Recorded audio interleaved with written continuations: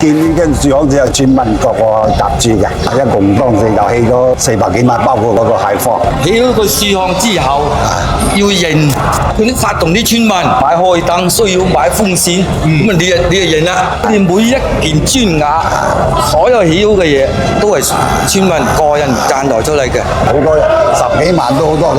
呢個兄弟係廣西嘅，所以一聽到我哋姓江咧，搞一個咁嘅活動，佢又係賺到萬幾蚊出嚟啦。哦，即係佢都唔一定係我哋村出嚟，但係因為姓江嘅關係，都係呢度，都係我哋姓江嘅。我係因為祠堂就係我哋根源嘅地方，所以大家都好認可呢個地方。